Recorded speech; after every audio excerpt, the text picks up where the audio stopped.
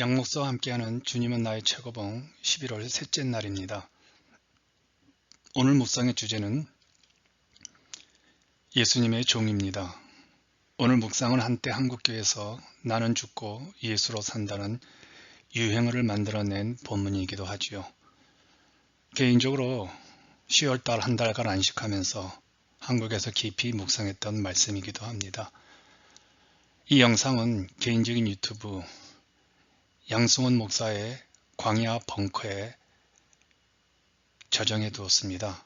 그곳에 가면 많은 글들이 소개되고 있죠. 오늘 주제를 나누겠습니다.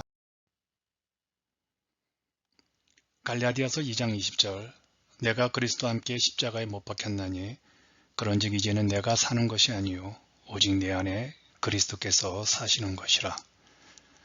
오늘 본문은 3월 8일과 21일에 살펴본 말씀입니다. 오늘 본문 말씀은 챔버스가 설교와 강의에서 또한 성경훈련대학에서 강의한 것을 그의 아내 비리가 발췌한 것입니다. 이런 생각을 해보았습니다. 만약에 내가 챔버스의 강의를 듣고 있는다면 나는 과연 그 강의를 계속 들을 수 있을까요? 아니면 부담이 되어서 그 자리를 떠날까요? 종종 챔버스의 주장이 현대인들에게 맞지 않는다는 말을 들을 때 개인적으로 나에게 묻는 질문입니다.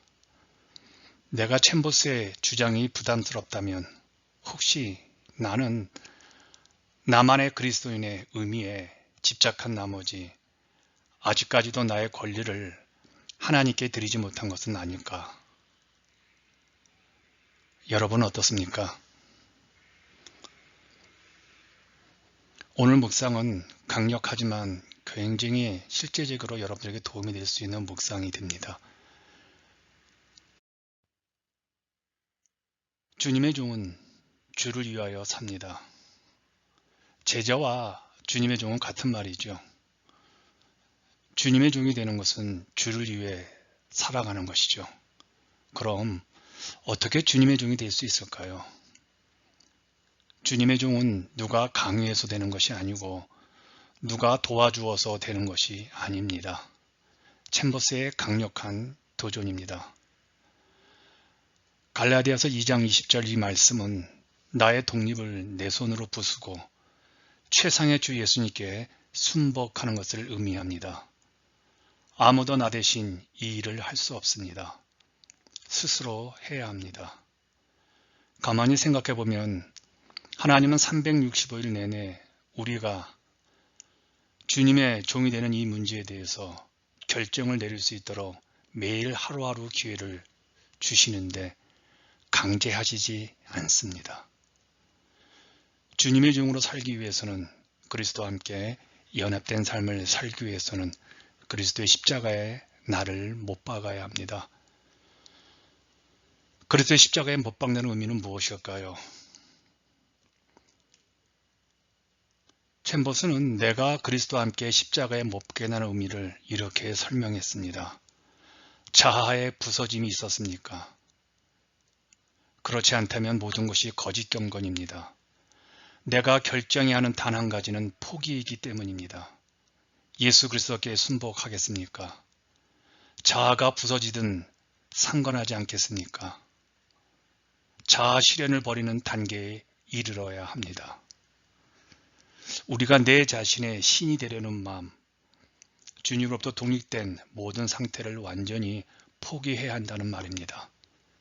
내 안에 있는 살아있는 독립된 껍데기, 즉 자기를 중하는 것들이 깨져야 합니다.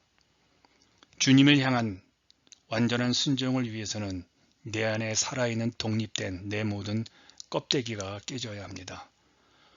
그러면 그 즉시 초자연적인 주님과 나의 하나됨의 실제 사건이 발생합니다.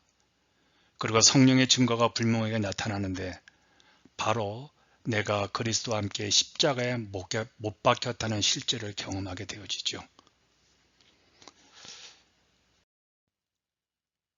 진정한 순종은 무엇일까요? 우리는 순종한다 참 많이 이야기합니다. 진정한 순종은 십자가의 죽음입니다. 우리는 너무 순종을 많이 말하다 보니까 순종에 대한 익숙해졌지요. 우리 주님 원하시는 순종, 동등한 관계사는 자발적 순종을 원하십니다. 우리의 순종은 주님과의 인격적인 관계에서 일어나는 것이며 인격적이라는 말은 강압이 아닌 자유로운 순종으로 나타납니다. 이 상태는 온전히 우리 자신이 십자가에서 죽지 않는다면 시작되지 않습니다. 십자가에서 죽음은 다른 말로 순종인 것이죠. 그러므로 주님의 종은 나의 자아를 부수고 이 삶을 십자가에 죽이는 겁니다. 죽는다는 것은 모든 것을 내려놓는다는 것이죠. 그러므로 순종은 아무것도 할 수 없는 죽음과 같은 상태에서 모든 것을 생명 대신 예수님께 양도하는 것입니다. 진정한 주님의 종이 되어 주를 위하여 살 각오가 되어 있다면 내 자아가 부서져야 합니다. 진정한 순종의 자발성은 십자가에서 온전히 죽은 내 안에 계신 주님으로 진정한 충성에 이르게 하는 힘이지요. 사실 이 수준, 그리스도와 함께 못 박히고 그리스도 안에 사는 상태가 되면 우리 마음속에 더 이상 갈등이 없을 것입니다. 하지만 안타깝게도 이런 단계에 이르는 신자들이 거의 없습니다. 오늘 묵상에서 매우 중요한 용어를 하나 설명하겠습니다. 기독교의 열정입니다. 자아가 부서지는 것, 무슨 의미일까요? 내 자신이 꿈꾸는 비전, 이상, 내 자아 실현을 내려놓겠다는 의지적 결단입니다. 내가 의지적으로 내 자신의 의지를 내려놓을 때 초자연적인 사건이 실제됩니다. 내 안에서 그리스도께서 사시고 내 안에 계신 그분을 위하여 나는 살게 되는 것입니다. 이것을 챔버스는 기독교의 열정이라고 말합니다. 그가 설명한 것을 들어보십시오. 기독교의 열정은 마음을 다해 나의 권리를 포기하고 예수 그리스도의 종이 되는 것입니다. 그렇게 하기 전에는 아직 성도로서의 삶을 시작한 것이 아닙니다. 기독교적 열정이 얼마나 강력한 용어인지를 알게 되어지죠. 기독교의 열정을 가지고 하나님께 쓰임받는 사람들의 특징이 소개됩니다. 하나님 위에 쓰임받는 사람들은 좋은 교회에서 많이 배워서 좋은 재능으로 많은 것을 이룬 사람들이 아닙니다. 하나님께서는 오직 하나님의 부르심에 자신을 십자가에 못 박고 자신을 포기하는 사람을 택하여 일하십니다. 오늘 우리가 주님께 쓰임받고자 한다면 하나님께서 사용하시도록 우리를 내어드려야 합니다. 우리가 원하는 미래가 아니라 하나님이 쓰시는 미래를 기대하는 마음을 가져야 합니다. 꼭 기억하십시오.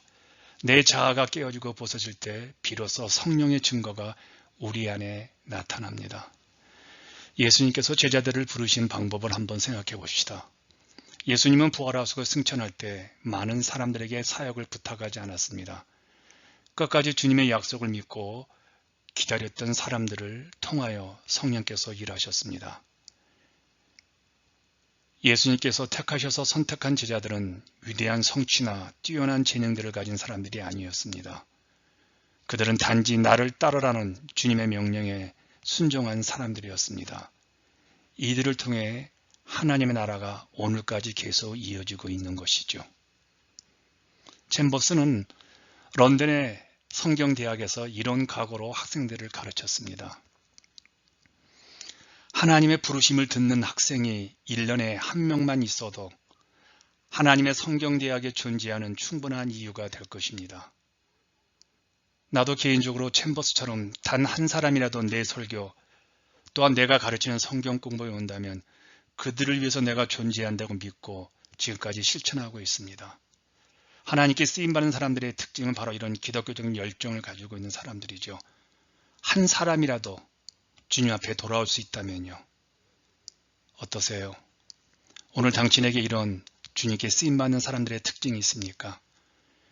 지금 많이 힘들고 어렵지요. 이런 상황 속에서도 끝까지 주님의 약속을 신뢰하고 주를 바라보면서 나를 부인하고 기독교의 열정을 가진다면 당신과 나는 하나님께 쓰임받게 되어집니다.